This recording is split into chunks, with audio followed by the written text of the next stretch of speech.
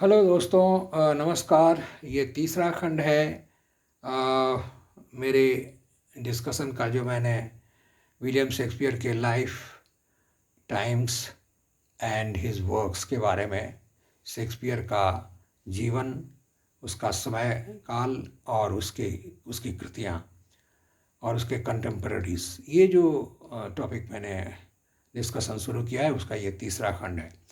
अब मैं आपसे ये बहुत एक इम्पॉर्टेंट एक आस्पेक्ट एलिजाबेथन युग का मैं डिस्कस करूँगा।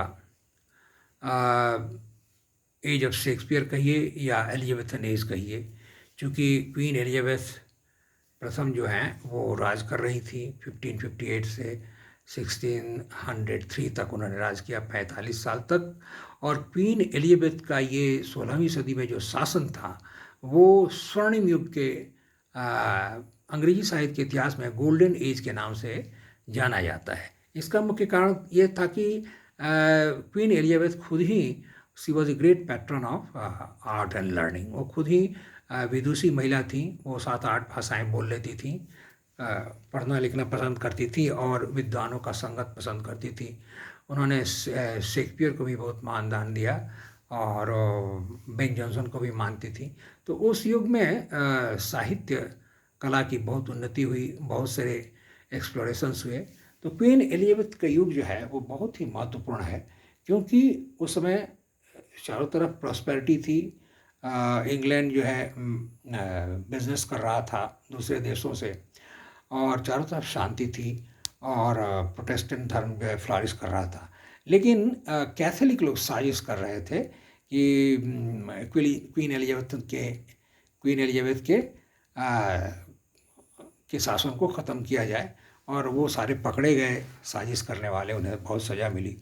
आपको बता दें कि एलिजाबेथन युग में कानून बहुत सख्त था, और जो फैसले होते, जो सज़ा होती थी, वो काफ़ी भयंकर होती थी।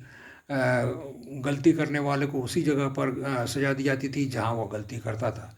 जैसे किसी का अपहरण कर ले, या किसी की हत्या कर दे, या चोरी करे, या राजद्रोह करे, तो उन्हें जिंदा ही पेट चीर दिया जाता था, हाथ काट दिया जाता था। तो उन्हें आधा जो है बॉयल करके फेंक दिया जाता था उनके शरीर को। तो बहुत ही क्रूर यातना दी जाती थी, और उनको रैक पर उनको तरह तरह से जिंदा ही टॉर्चर भी किया जाता था। तो ये डर था कि क्वीन एलिजाबेथ की हत्या ना हो जाए और प्रोटेस्टेंट धर्म का नुकसान ना हो, इसलिए एक बहुत बड़ा जासूसों का जाल था, जिसको वाल्सिंघम नामक एक कुलीन व्यक्ति संभालता था, और वो खुद अपने पैसे भी खर्च करता था।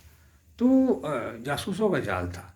और जब कोई महान कृति कोई लिखता था, कोई भी रचना होती थी, तो उसको एक एक तरह से सेंसर था जहाँ वो जमा होती थी किताब, और वहाँ से पास होता था, तब वो किताब जो है या तो पब्लिश होती थी, या तो नाटक का जो उनको नाटक कंपनियों को बेच देते थे। उस समय कॉपीराइट की प्रथा नहीं थी। शेक्सपियर के युग में जो है कॉपीराइट की प्रथा नहीं थी। तो शेक्सपियर या उसके समकालीन नाटककार बेन जॉनसन, मार्लो, ये बहुत कम उनकी कृतियाँ उनके जीवन काल में प्रकाशित हुई। और वो लोग सिर्फ मैनेजर्स को, हॉल मैनेजर्स को बेच देते थे, नाटक कंपनी को, और फिर दूसरा लिखने लगते थे।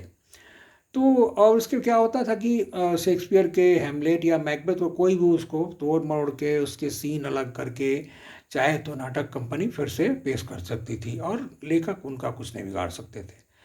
तो शेक्सपियर के जो नाटक जो थे, वो शेक्सपियर के मृत्यु के बहुत दिनों बाद प्रकाशित हुए फर्स्ट फोलियो के रूप में।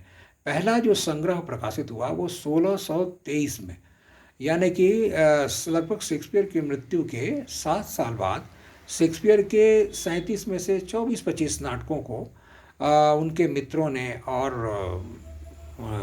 बाकी लोगों के सहयोग से फर्स्ट फोलियो 1623 में प्रकाशित हुआ, जिसमें शेक्सपियर के सभी नाटक नहीं थे। अब शेक्सपियर के बारे में हम कहते हैं कि उन्होंने लगभग 37 नाटक लिखे। तो लगभग क्यों कहा जाता है? क्यों नहीं कहा जाता कि हाँ 37 ही? क्योंकि इसका एक कारण, मुख्य कारण ये है कि उस जमाने में कोलाबोरेशन का एक सिस्टम था।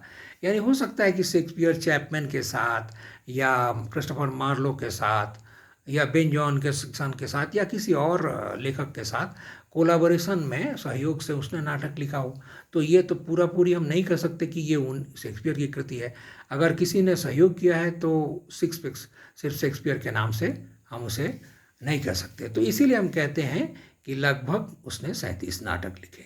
सो शेक्सपियर ने 2 लंबी कविता लिखी। आ, आ, जो एक रिवाज था, रेप ऑफ लुक्रेसी, और एक और कौन सा, और उसने लगभग 154 जो है वो सॉनेट्स लिखे। वो जीवन भर सॉनेट्स लिखता रहा। सॉनेट जो है आप जानते हैं एक छोटी कविता होती है 14 लाइन की, और शेक्सपियर के सॉनेट का जो ढांचा था वो पेट्रार्कन सॉनेट से अलग था। पेट्रार्क जो है वो 14वीं सदी का इटालियन राइटर था, और वो जनक माना जाता है, फादर माना जाता है सॉनेट का। और वो पेट्रार्क के भी जो सॉनेट होते थे वो 14 लाइन के होते थे, लेकिन उसमें जो ढांचा था वो 8 और 6 ऑक्टेव और सेस्टेट में बना होता था, जबकि शेक्सपियर के सॉनेट्स का ढांचा वो 4-4-4 3 4 लाइन के स्टैंजा और लास्ट में कॉपलेट, एक दोहा, 3 क्वार्टरेंस राउंडेड ऑफ बाय कॉपलेट। इस ढांचे का फाउंडर या आविष्कारक शेक्सपियर खुद नहीं था, उसने इसे सिर्फ पॉपुलर किया था, लोकप्रिय बनाया था। तो 3 चौपाइयाँ और लास्ट में एक दोहा। तो शेक्सपियर ने जो 154 सॉनेट लिखे, उसमें से 127 उसने संबोधित किया एक कुलीन व्यक्ति को, जिसकी आइडेंटिटी पूरी तरह से इस्टेब्लिश नहीं की गई, लेकिन कहा जाता है कि एक बहुत ही हैंडसम, बहुत ही सुंदर यूथ थे, अर्ल ऑफ साउथहैम्पटन, जो उनके पैट्रन भी थे, जो उनको मदद किया करते थे और उनके मित्र भी थे, लेकिन वो उनको एक सेवक के रूप में उनकी सेवा करते थे, उनका गुणगान करते थे। तो earl of Southampton most probably वो व्यक्ति हैं जिनको उन्होंने 127 अपने नाटक जो हैं वो एड्रेस किए हैं। और इनका मुख्य थीम जो है वो फ्रेंडशिप है, और उनको और भी है, एडवाइस देते हैं उनको शादी कर लीजिए, उनके यूथ की तारीफ है, और कई तरह की शिकायतें वो करते हैं अपने मित्र से, कई तरह की। और 23-24 जो उन्होंने एक डार्क लेडी, जिसकी आइडेंटिटी भी, जिसकी पहचान भी पूरी तरह से नहीं हो सकती है, वो एक काल्पनिक नायिका भी हो सकती है, 24 लगभग उन्होंने उस डार्क लेडी को संबोधित किया 154 में से। तो 127 अर्ल ऑफ साउथहैम्पटन को, और 24-25 उन्होंने डार्क लेडी को, और 2-3 उन्होंने मिसलेनियस लिखे। तो शेक्सपियरियन सॉनेट जो है वो बहुत ही सुंदर रचना, उनकी जो सॉनेट्स उन्होंने लिखे वो सॉनेट यूँ तो कीट्स ने भी लिखे हैं, 19वीं सदी में, 20वीं सदी में भी लिखे गए, टेनिसन ने भी सॉनेट लिखे हैं, लेकिन शेक्सपियर का जो स्थान है सॉनेट राइटर में वो बहुत बहुत ऊंचा है, हालांकि वो 16वीं सदी में लिख रहे थे। तो शेक्सपियर ड्रामेटिक पोएट तो थे ही, उनके नाटक जो हैं ब्लैंक वर्स में लिखे गए हैं। ब्लैंक वर्स जैसा मैंने कहा, आइएम्बिक पेंटामीटर, यानी कि डा डिड एक अनएक्सेंटेड सिलेबल, एक उसके बाद एक्सेंटेड सिलेबल। तो अनएक्सेंटेड एक्सेंटेड 5 जो हैं 2-2 करके, एक फीट में 2 सिलेबल होते थे, तो उसको आइएम्बिक फीट कहते हैं। तो ये जो है आइएम्बिक मीटर, ये बहुत कुछ बोलचाल के बहुत करीब था, यानी जिस तरह अंग्रेजी बोली जाती है, तो आइएम्बिक मीटर के बहुत नज़दीक था, इसीलिए आइएम्बिक मीटर को शेक्सपियर ने अपनाया। तो शेक्सपियर के जो नाटक थे वो आइएम्बिक मीटर में लिखे गए। जब हम एलिज़ाबेथन युग की बात करते हैं तो रेनेसां की बात करनी ज़रूरी है, क्योंकि रेनेसां का बहुत बड़ा प्रभाव शेक्सपियर के और उसके कंटेम्पररी, उसके समकालीन नाटककारों के कृतियों पर पड़ा। अब ये रेनेसां क्या था? 1453 में अंत में ये यूँ तो रोमन साम्राज्य कमज़ोर हो ही चुका था बहुत आक्रमणों से, लेकिन कॉन्स्टेंटिनोपल जिसका पुराना नाम बाइजेंटीन था, वो उस पर तुर्कों ने 1453 में अधिकार कर लिया और तुर्कों का अधिकार हो गया। तो वहाँ पर बहुत सारे जो है ग्रीक स्कॉलर जो थे वो अपनी किताबें लेकर के इटली में भागे और वहाँ से वो पूरे पश्चिम वेस्टर्न यूरोप में भागे। वो इंग्लैंड में गए, फ्रांस में गए, स्पेन में गए और वहाँ उन्होंने इटली और ग्रीस और इटली के जो है महान जो पुराने लेखक थे, जो ईसा पूर्व से लेकर के बाद तक के, उन सब की कृतियों के बारे में, उन सब नॉलेज के बारे में, फिलॉसफी, आर्किटेक्चर, पेंटिंग, इन सब में ग्रीस और इटली के लोग बहुत आगे थे।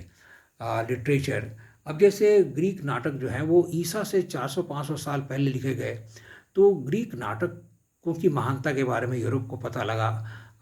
ग्रीक और इटली के महान आर्किटेक्चर के बारे में पता लगा, उनके फिलॉसफी जो है, प्लेटो, अरिस्टोटल, सोक्रेटिस की जो फिलॉसफी के बारे में पता लगा। तो पूरा यूरोप जो है वो मध्य युग की मानसिकता से जग गया।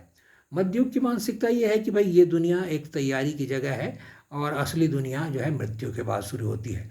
तो जो over concern about the other world, the life after death, ये ख़त्म हो गया 15th सेंचुरी के रेनेसां में। 15th सेंचुरी में रेनेसां पुनर्जागरण हुआ, पूरे यूरोप में नई चेतना का जागरण हुआ, नई विचारधारा का जागरण हुआ। तो हम कहते हैं हम मॉडर्न हैं, एक्चुअली सबसे पहला ओल्डेस्ट मॉडर्न एज जो है वो 15th सेंचुरी के एंड में शुरू हुआ, after the fall of Constantinople. तो मॉडर्न एज की शुरुआत 15वीं सदी में हुई with the fall of Constantinople.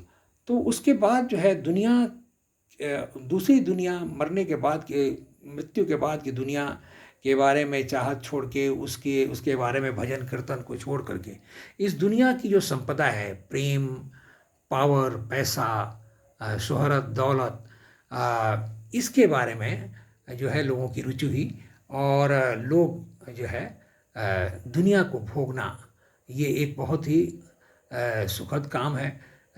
दौलत कमाना, शोहरत कमाना, प्रेम पाना, ये जो है समझा जाने लगा कि यही जो चीज़ें हैं वो आदमी को फॉलो करनी चाहिए। तो आप देखिएगा कि नाटकों पर इसका क्या असर पड़ा।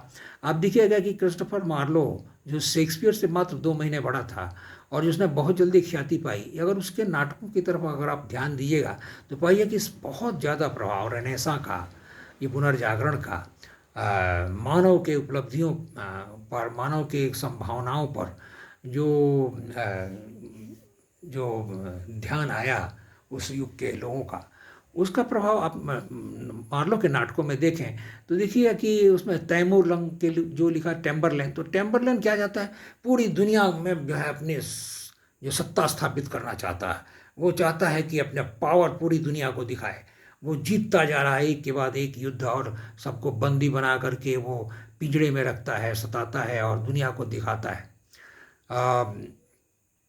तो इस तरह लालसा जिसकी कोई सीमा नहीं हो, इतनी हर चीज़ की जो है, चाहे वो धन की हो, चाहे पावर की हो, वो दुनियावी चीज़ें पाने की लालसा, उत्कट लालसा जो है आपको देखने मिली। तो एकदम एक्सेसिव पावर की खोज में तैमूर लंग है। आप देखिए कि ज्यू ऑफ माल्टा जो उसका दूसरा नाटक है, उसमें आप देखिए कि जो ज्यू है बराबस, वो बहुत पैसा कमाना चाहता है, वो अपार संपत्ति का मालिक है, फिर भी वो और पैसा कमाना चाहता है। तो दुनियावी चीज़ों से मोह माया जो है वो शुरू हुआ, आसक्ति जो वो शुरू हुआ रेनेसां के बाद।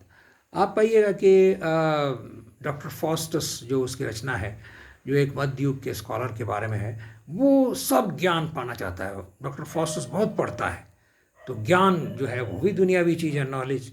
तो वो सब फिलॉसफी पढ़ता है, मैथमेटिक्स पढ़ता है, एस्ट्रोनॉमी पढ़ता है, सब ज्ञान जब प्राप्त कर लेता है तो सोचता है और क्या पढ़ें, तो वो विच क्राफ्ट पढ़ता है, जादू पढ़ता है।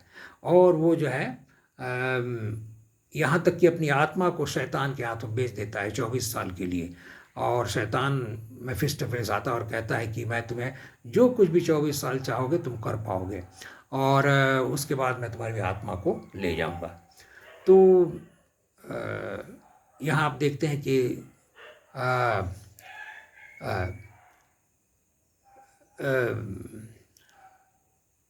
ये डॉक्टर फॉस्टर्स जो है वो अपार ज्ञान के पीछे है। तो आपने देखा कि ऑब्सेशन विथ वर्ल्डली थिंग्स जो है वो रेनेसां की देन है। Thank you, good night.